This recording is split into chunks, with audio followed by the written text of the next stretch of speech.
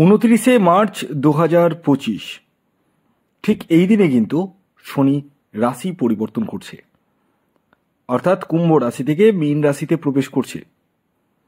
দীর্ঘ 2.5 বছর পর শনির এই রাশি পরিবর্তনে মিথুন রাশির জাতক ও জাতিকার জীবনে কি কি ঘটনা ঘটতে চলেছে সে সম্পর্কেই আমি আপনাদেরকে অবগত করতে চলেছি। তবে শুরুতে একটি কথা বলে দিই, আমি এই ভিডিওতে যে পজিটিভ কথাগুলো বলবো সেই কথাগুলো তাদের সাথেই ঘটবে যাদের নিজের ব্যক্তিগত জন্মছকে শনি গ্রহ শুভ অবস্থায় রয়েছে। কিন্তু যাদের জন্মছকে শনি পীড়িত রয়েছে, অস্তমিত রয়েছে, তাদের ক্ষেত্রে কিন্তু আমি যে নেগেটিভ কথাগুলো বলবো সেই ঘটনাগুলোই কিন্তু ঘটবে। তাই আপনারা নিজেদের ব্যক্তিগত জন্মছকটি একবার হলেও বিচার বিশ্লেষণ করে জেনে নিন যে শনি গ্রহ আপনার জন্মছকে কেমন অবস্থায় রয়েছে, আগামী 2.5 বছর কি হতে পারে মিথুন রাশির জাতক ও জাতিকার জীবনে সে সম্পর্কেই এই ভিডিওতে আমি বলতে চলেছি। তবে আমি শেষবারের মতো বলে দিই, এটি সার্বিক বিচার, এটি কারো ব্যক্তিগত বার্চার বিশ্লেষণ নয়। যারা প্রতিকার প্রতিবিধান করবো ভাবছেন তারা ইমিডিয়েটলি যোগাযোগ করতে পারেন এই হোয়াটসঅ্যাপ বুকিং নাম্বারে। খেয়াল রাখবেন এটি কিন্তু অনলাইন সার্ভিস এবং এটি ফ্রি সার্ভিস নয়। আমি আপনাদেরকে এই যে শনির রাশি পরিবর্তনে কোন হাউসে আসছে এবং কোন কোন ঘরে দৃষ্টি পড়ছে তার ফলে কি হতে পারে এই টোটাল 2.5 বছরের প্রেডিকশান এই ভিডিওতে করব। তো ভিডিওটি খুব ইনফরমেটিভ হতে চলেছে। যারা ফেসবুক থেকে দেখছেন তারা পেজটিকে অবশ্যই ফলো করে রাখুন, যারা ইউটিউব থেকে দেখছেন তারা চ্যানেলটিকে সাবস্ক্রাইব করে রাখুন। তো 29 মার্চ 2025 শনি কিন্তু আপনাদের 10th হাউসে প্রবেশ করছে। ইয়েস, অর্থাৎ 9th হাউস থেকে একদম 10th হাউসে প্রবেশ করছে দীর্ঘ 2.5 বছর পর। আর এই 2.5টা বছর শনিদেব কিন্তু 10th হাউসেই থাকবে। 10th হাউস কি দেখায়? 10th হাউস দেখায় আমাদের কর্ম, আমাদের এফোর্ট, অর্থাৎ কর্মের জায়গায় শনিদেব আসছে এবং শনিদেব হচ্ছে কর্মফল দাতা। দীর্ঘ 30টা বছর পর শনিদেব কিন্তু 10th হাউসে প্রবেশ করছে আপনাদের। 29 মার্চ 2025 শনি কিন্তু আপনাদের কর্মস্থানে প্রবেশ করছে, অর্থাৎ 10th হাউসে প্রবেশ করছে। একটা কথা বলে দিই, মিথুন রাশির না শনির সাড়ে রয়েছে না ঢাইয়া রয়েছে, কোনোটাই কিন্তু নেই। শনি যে ঘরে বসে, ভালো করে শুনবেন, শনি যে ঘরে বসে আমাদের এফোর্টটা কিন্তু সেই ঘরেই দিতে হয় এবং আমরা দিই। কর্মস্থানে ঢুকছে, আপনার ডায়েরিতে নোট করে নিন, এখনই নোট করুন। এই যে দীর্ঘ 2.5টা বছর যাবে 29 মার্চ থেকে, আপনারা কর্মের উপর কিন্তু যথেষ্ট ফোকাস করবেন।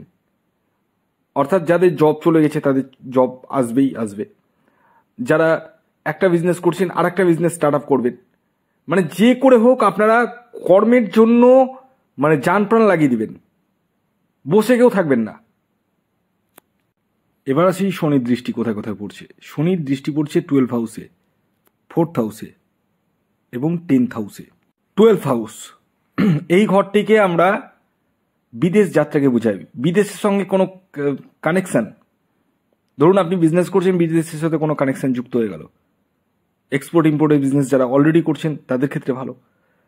12th হাউস থেকে আপনারা দূরযাত্রা এবং হসপিটাল এই জায়গাটা দেখি, এবং 12th হাউসে থেকে আমরা খরচার জায়গাটা দেখি। খরচার নো ডাউট বাড়বে। মিথুন রাশির জাতক ও জাতিকার লিখে নিন, ডায়েরিতে নোট করে নিন, খরচা কিন্তু যথেষ্ট হারে বাড়বে। কিছু অংশে আপনারা কিন্তু ঋণও পড়তে পারেন, বি কেয়ারফুল। এছাড়াও শনির দৃষ্টি পড়ছে 4th হাউসে। 4th হাউস থেকে আমরা হ্যাপিনেসকে বোঝাই, ঘরকে দেখাই, ঘর পরিবার, মাতাকে দেখাই এবং প্রপার্টিকে দেখায়। তো নো ডাউট এই 2.5টা বছর আপনারা কোনো প্রপার্টিতে ইনভেস্ট করতে পারেন, কোনো ছোটোখাটো হোক বড় হোক প্রপার্টিতে আপনারা ডিল করতে পারেন, সেই জায়গাটা কিন্তু দেখতে পাওয়া যাচ্ছে। শুধু জায়গা জমি কেনা নয়, পাশাপাশি আপনারা কোনো নিজের বাড়িতে কনস্ট্রাকশনে কোনো কাজ করতে পারেন, ঘরকে রেনোভেট করতে পারেন। লিখে নিন, ডায়েরিতে নোট করে নিন, এই ঘটনাগুলোই ঘটবে। এবং যদি এগুলো না হয় বাই চান্সলি, তাহলে কোনো আপনারা হাইলাইটেড কোনো জিনিস প্রোডাক্ট গৃহের জন্য পারচেস করতে পারেন যেখানে লোহা থাকবে, কারণ লোহাটা কিন্তু শনিদেবকেই বোঝায়। তবে 4th হাউস মায়ের জায়গাটা দেখায়, মাতৃস্থানকে দেখায়, তো মাকে নিয়ে টেনশান, মায়ের শরীর স্বাস্থ্য নিয়ে একটু সমস্যা, মা নিজে একটু চিন্তিত থাকবে আপনাকে নিয়ে, এই মায়ের জায়গাটা নিয়ে কিন্তু একটু সমস্যা আমি দেখতে পাচ্ছি। এছাড়াও শনির দৃষ্টি পড়ছে 7th হাউসে, ভালো করে শুনবেন। 7th হাউস থেকে পার্টনারশিপ বিজনেসকে বোঝায়, যারা পার্টনারশিপ বিজনেস করছেন তাদের ক্ষেত্রে ভালো। 7th হাউস থেকে বিবাহ, মানে মিথুন রাশির জাতক ও জাতিকাদের যাদের বিবাহ আটকে গেছে, হতে চাইছে না, তাদের ক্ষেত্রে বিবাহের জায়গাটা একদম প্রশমিত হতে চলেছে, আপনারা ডায়েরিতে নোট করে নিতে পারেন। তবে একটা কথা বলি বিবাহের ব্যাপারে, যারা বিবাহের জন্য এগোতে চাইছেন, মিথুন রাশির বলছি, মিথুন রাশির জাতক ও জাতিকাদের, আপনারা অবশ্যই আগে আমার সাথে পরামর্শ করে তারপর বিয়ের পিড়িতে বসুন, কারণ জটক বিচারটা আপনাদেরকে মাস্টলি করে নিতে হবে, কারণ বিবাহটা কিন্তু শেষ কথা নয়, বিবাহের পরবর্তী জীবনটাই শেষ কথা। এবার প্রশ্ন হলো যে আমি যে পজিটিভ বা নেগেটিভ যে কথাগুলো বললাম, এগুলো কি একদম 100% মিলবে? 100% না মিললেও অনেকাংশেই মিলবে। তবে আপনার নিজের ব্যক্তিগত জন্মছকে শনি গ্রহের অবস্থান কেমন রয়েছে সেটা তো আমি দেখতে পাচ্ছি না, শনি কোনভাবে রয়েছে, ডিগ্রিগত দিক থেকে কতটা স্ট্রং রয়েছে, এই জায়গাগুলো কিন্তু দেখার প্রয়োজন রয়েছে। তবে হ্যাঁ, মিথুন রাশির জাতক ও জাতিকাদের কপাল কিন্তু খুলবে এবং অপ্রত্যাশিত অর্থ প্রাপ্তির সম্ভাবনা কিন্তু হয়ে উঠবে, দীর্ঘদিনের কোনো স্বপ্ন পূরণ হওয়ার সম্ভাবনা রয়েছে।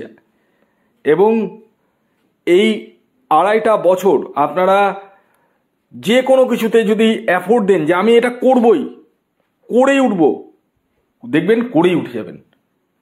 যদি মনে ভাবেন যে আমি একটা বাড়ি তৈরি করব, এই যে মনে ভেবে নিলেন, ভাবাটাও কিন্তু ওই মানে একদিনের নয়, সারা জীবনে যতদিন না হচ্ছে ততদিন পর্যন্ত বাড়ি করেই ছাড়বেন। একটা গাড়ি কিনবো, গাড়ি কিনেই ছাড়বেন।